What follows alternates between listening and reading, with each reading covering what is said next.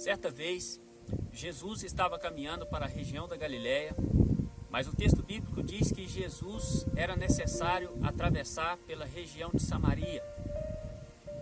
Jesus tinha uma necessidade de passar por aquele lugar.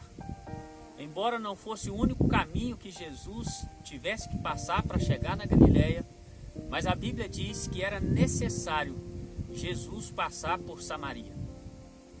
Por que seria necessário Jesus passar por Samaria? Existia um propósito muito bacana do porquê Jesus tinha que passar por Samaria. E eu gostaria de contar para você o que de fato aconteceu naquele dia e qual a mensagem que Jesus quis mostrar para nós por ter que passar por Samaria. Jesus, ele caminhou com seus discípulos até a região de Samaria.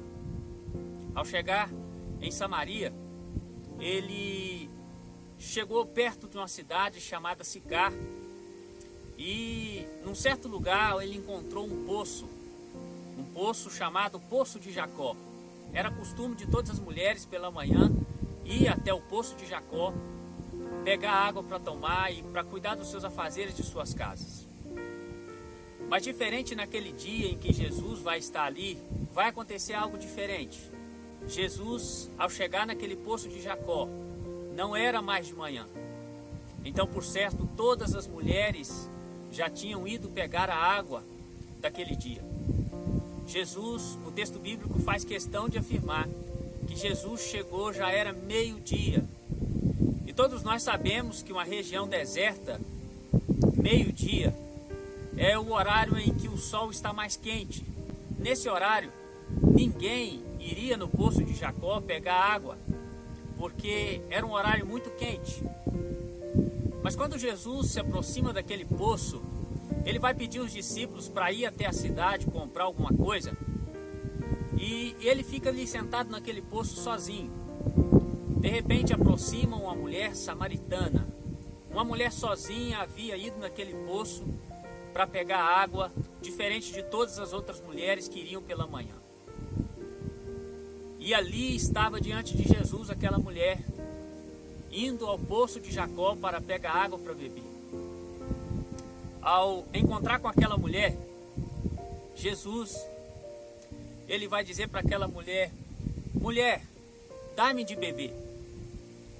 Aquela mulher disse para Jesus: como sendo tu judeus pede a mim de beber, que sou mulher samaritana? Porque os judeus não se comunicam com o samaritano.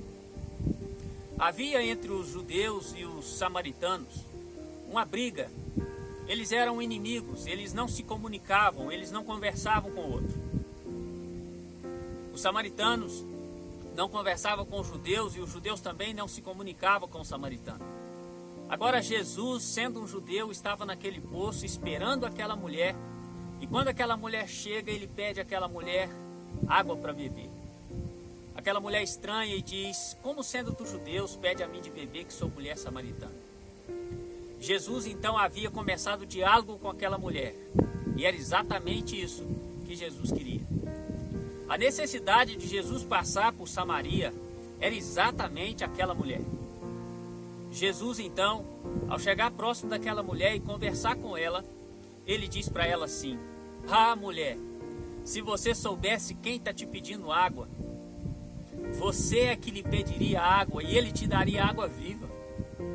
Ah, mulher, se você soubesse quem está diante de você te pedindo água, você lhe pediria e ele te daria água viva.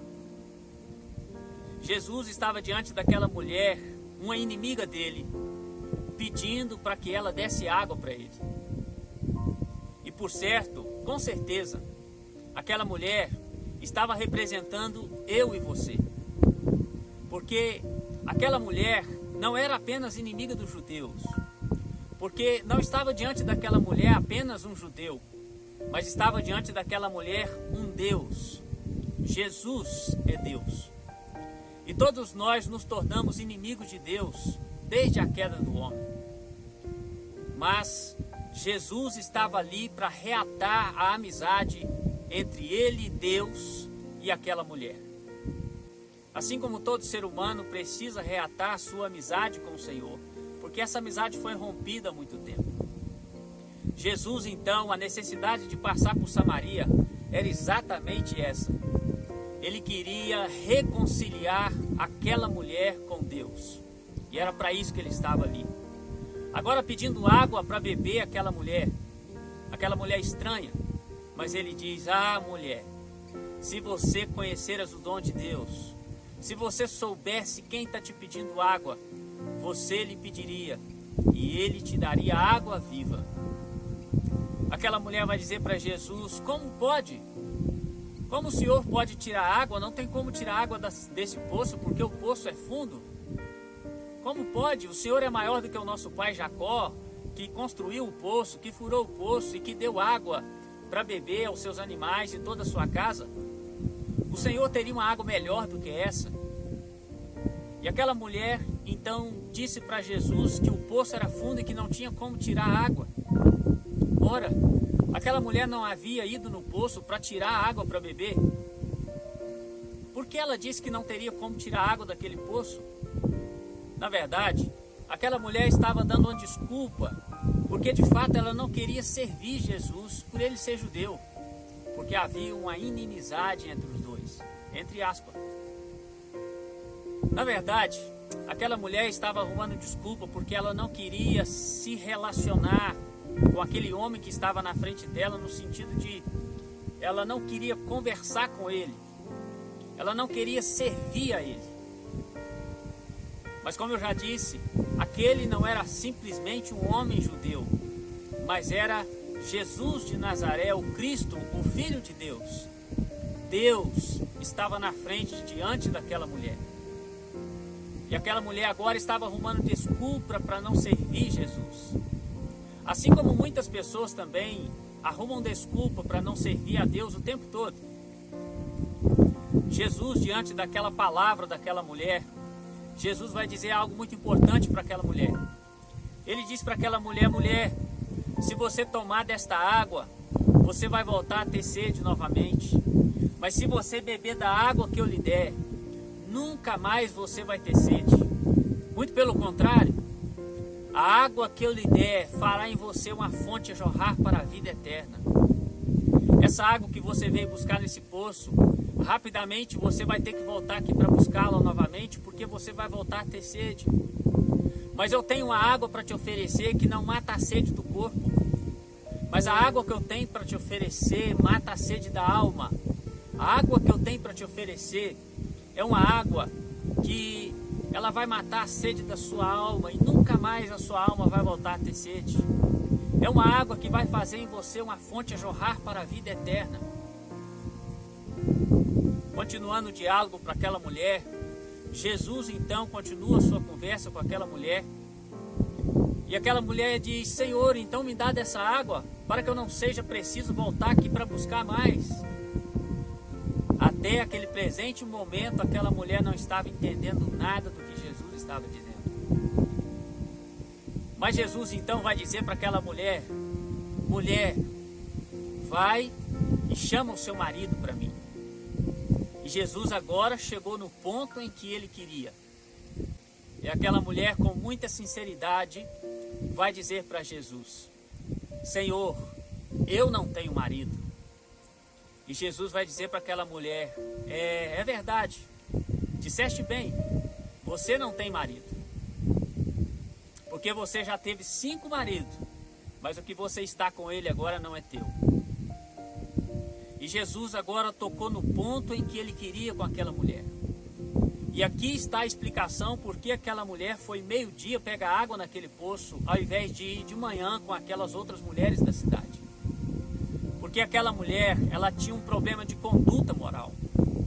Aquela mulher era uma mulher pecadora. E ela então não poderia andar e caminhar junto com as outras mulheres da cidade. Ela era excluída da sociedade. Ela não poderia caminhar com as demais mulheres daquela cidade, porque aquela mulher tinha um problema de conduta. E quando Jesus revela para aquela mulher a vida dela, ela vai dizer assim: Senhor, eu vejo que o Senhor é um profeta. Vejo que o Senhor é um profeta. Como alguém te contou tudo da minha vida? Como o Senhor sabe tudo de mim?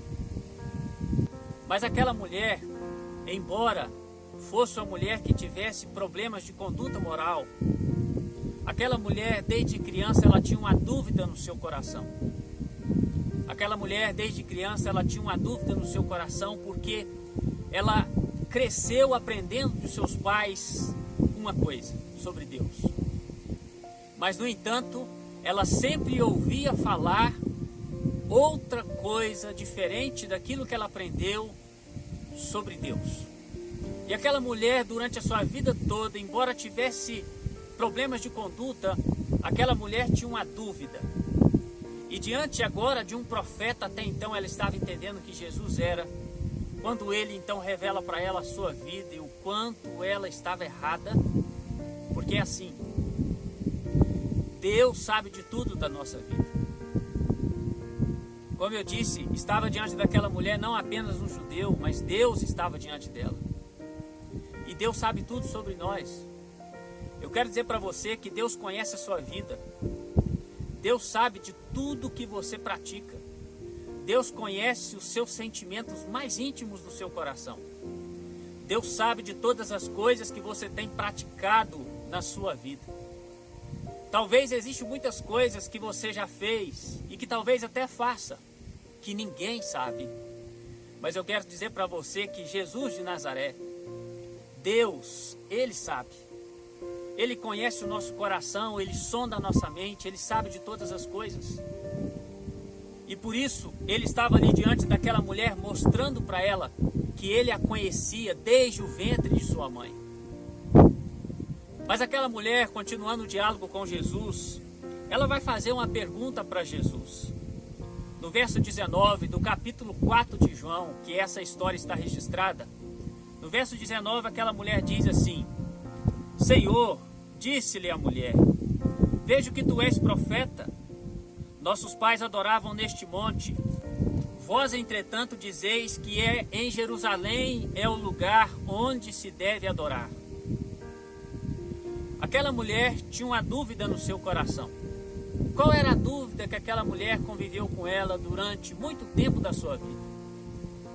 Como eu já disse, ela aprendeu com seus pais que o verdadeiro lugar de adoração era naquele monte onde estava aquele poço de Jacó. Mas, no entanto, ela sempre ouviu dizer que os judeus diziam que o lugar de adoração era em Jerusalém. E eu posso afirmar para você que os judeus estavam certos. Porque debaixo da velha aliança, o único lugar de adoração era em Jerusalém, no templo de Salomão. Mas aquela mulher havia aprendido uma coisa com seus pais, mas agora estava ouvindo outra coisa sobre Deus, outras realidades sobre Deus. E aquela mulher, embora tivesse uma conduta errada diante de Deus, aquela mulher tinha uma dúvida. Olha, não é muito diferente dos nossos dias. Aquela mulher está retratando muitas coisas do que acontece nos nossos dias. Muitas pessoas aprenderam com seus pais desde novo muitas coisas sobre Deus. Nossos pais nos ensinaram muitas coisas sobre Deus, sobre Jesus, sobre a vontade de Deus, sobre o que devemos fazer para agradar a Deus. No entanto, vemos outras pessoas dizer outras coisas totalmente diferentes daquilo que nós fazemos para agradar o Senhor. Coisas diferentes daquilo que nossos pais nos ensinaram. E muito mais diferente do que aquele dia. Hoje tem muito mais confusão do que naqueles tempos. Nós aprendemos com nossos pais muitas coisas sobre Deus. Nascemos, aprendemos e vivemos tentando agradar a Deus dentro daquilo que nós aprendemos com nossos pais. Mas na outra família, também os seus pais ensinaram que a maneira de agradar a Deus é daquele jeito, e eles lutam para agradar a Deus daquele jeito. No entanto, na outra família tem um conceito totalmente diferente desses dois conceitos já citados. Um conceito totalmente diferente que também era aquele jeito que é para agradar a Deus. E aquela mulher, ela confusa diante disso, ela vai perguntar a Jesus: Senhor, qual é o verdadeiro lugar de adoração, onde nós deveremos de fato adorar o Senhor. E Jesus, ele vai dizer para aquela mulher algo muito interessante, e ele diz para aquela mulher assim: disse-lhe Jesus: mulher, podes crer-me que a hora vem, quando nem neste monte, nem em Jerusalém adorareis o Pai. Vós adorais o que não conheceis, nós adoramos o que conhecemos, porque a salvação vem dos judeus. Mas vem a hora, e já chegou, em que os verdadeiros adoradores adorarão o Pai em espírito e em verdade, porque são estes que o Pai procura para seus adoradores. Deus é espírito, e importa que os seus adoradores o adorem em espírito e em verdade. Jesus respondeu à pergunta daquela mulher. E Jesus então vai dizer para aquela mulher: mulher, creia em mim. Está chegando a hora em que nós não nos preocuparemos mais em adorar o Pai, nem neste monte, nem em Jerusalém. E aí Jesus vai dizer para aquela mulher: vocês conhecem muito pouco a respeito dele, de Deus. Nós adoramos o que conhecemos, porque a salvação vem dos judeus, porque Jesus era judeu.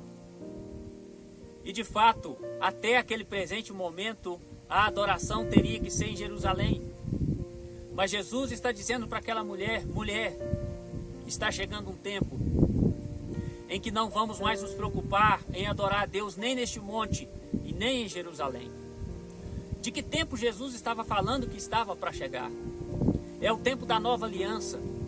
É o tempo em que ele, após morrer na cruz do Calvário, começaria então uma nova era, um novo tempo onde os adoradores de Deus não se limitaria apenas em um local de adoração, em apenas um momento de adoração, mas a adoração a partir daquele tempo da cruz seria em espírito e em verdade.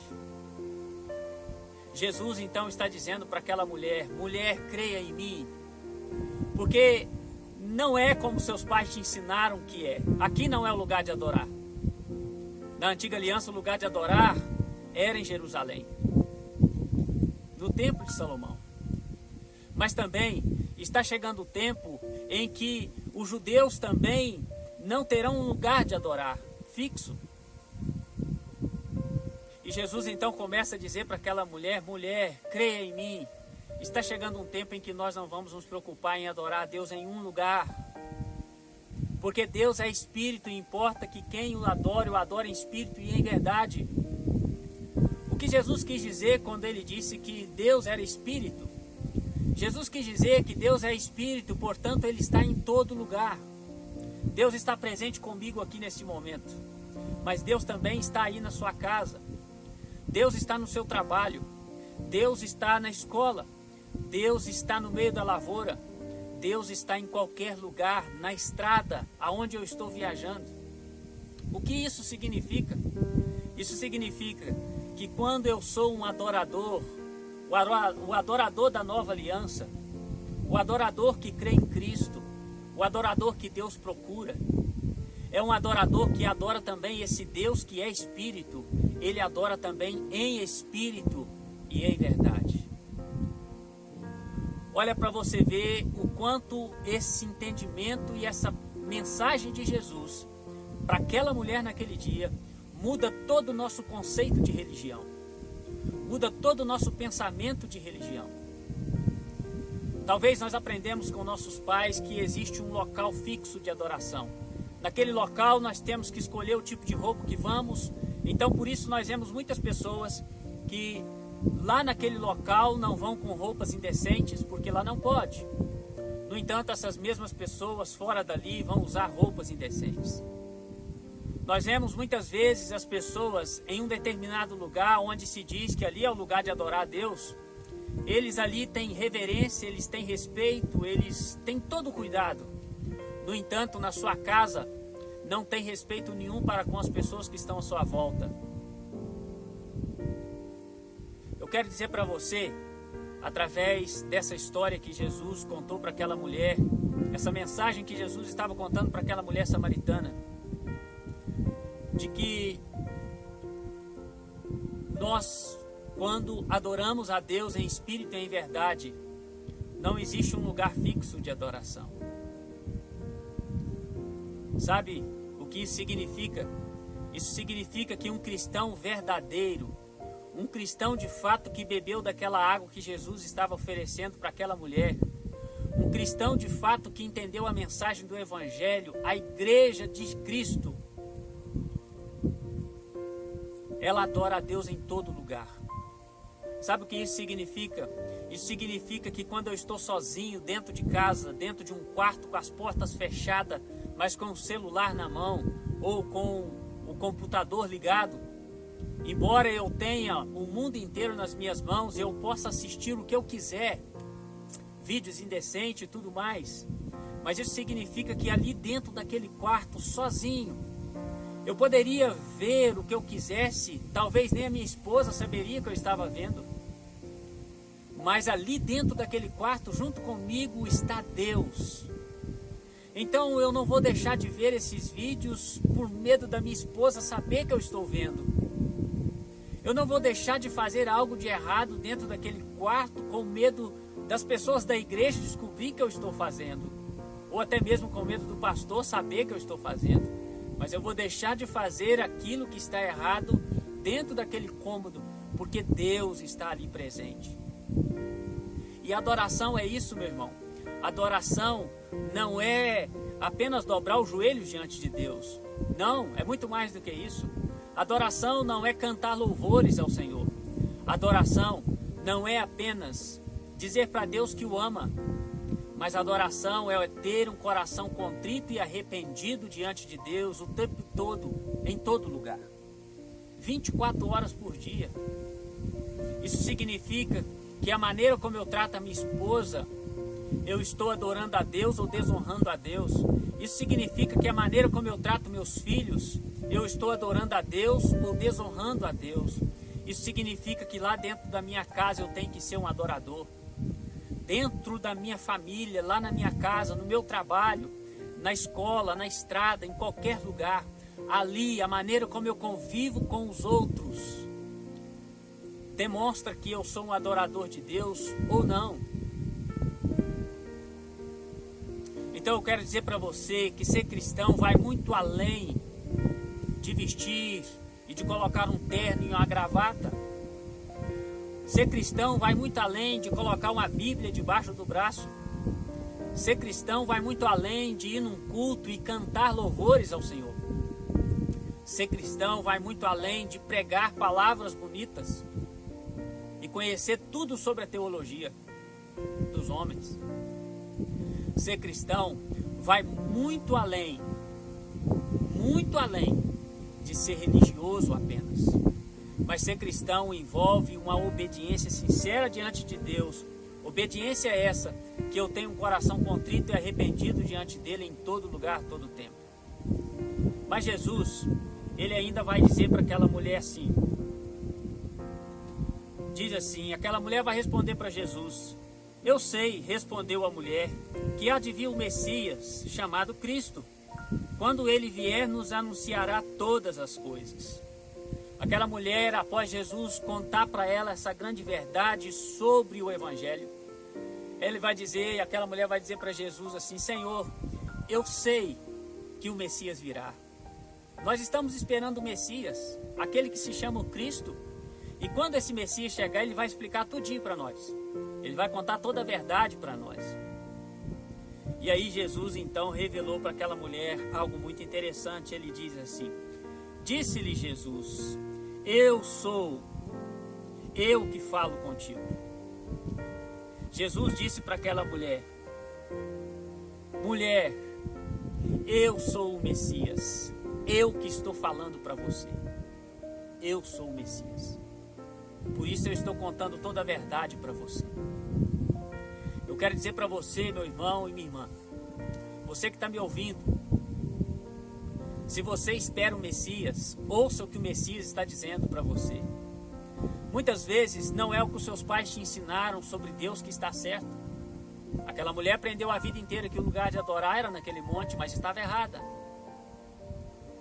Nossos pais nos ensinaram muitas coisas, e não foi por maldade que eles nos ensinaram errado muitas vezes, mas também foi o que eles aprenderam com seus pais. O que eu quero dizer para você é que nem sempre o que os seus pais te ensinaram está certo. Ouça Jesus e ouve Jesus. Aquela mulher tinha um problema de conduta moral, e quando Jesus acaba de expor para ela o evangelho, ela então vai jogar o seu cântaro, a vasilha que ela levou para pegar água, e ele então vai jogar o seu cântaro e vai correr para a sua cidade, e vai sair gritando pelas ruas: olha, eu encontrei o Messias, eu achei o Messias. E aquelas pessoas agora, diante da notícia que aquela mulher estava falando, não observaram quem era aquela mulher, mas a notícia que ela estava pregando naquele momento, dizendo que encontrou o Messias, sai aquela multidão e vai atrás dela. E ao chegar lá, conversar com Jesus, eles pedem Jesus para ficar mais 2 dias com ele naquela cidade. E após Jesus pregar o evangelho para eles e falar do reino de Deus 2 dias, aquelas pessoas vão dizer assim: Senhor, agora já não é mais pelo que a mulher nos falou. Agora nós cremos no Senhor porque nós mesmos ouvimos a palavra do Senhor. Olha, não é pelo que ela disse, mas porque nós também agora ouvimos. Nós temos a nossa própria experiência com o Senhor. Tenha a sua própria experiência com Deus. Tenha a sua fé com Deus. Sinto muito te informar isso. E eu quero aqui expor um pensamento que eu tenho para me finalizar. Essa palavra que eu gostaria de deixar para você. Hoje, nós vivemos um tempo onde muitas pessoas têm uma fé burra. E o que eu digo que é uma fé burra? Fé burra é aquela fé que as pessoas estão em determinadas religiões, seja essa qual for. Seja essa que congrega num templo ou fora dele. Seja essa que tem uma denominação ou não. Muitas pessoas congregam num determinado lugar, mas a vida espiritual deles ainda se resume, depois de 30 anos, se resume em apenas aquilo que os outros falou sobre Deus para ele.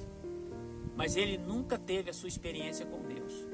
A sua fé ainda continua sendo aquela fé baseada no que o outro disse, mas não no que ele sabe sobre Deus.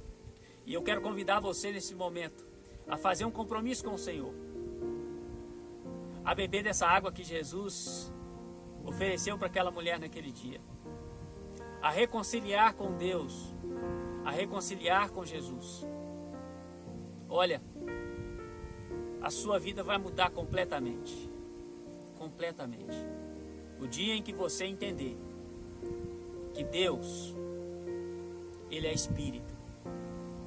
O dia em que você, cristão, que está na igreja há muitos anos, o dia que você compreender essa mensagem de Jesus, de que Deus é Espírito e importa que quem o adore em Espírito, talvez você vai parar de fazer as coisas escondidas que você está fazendo.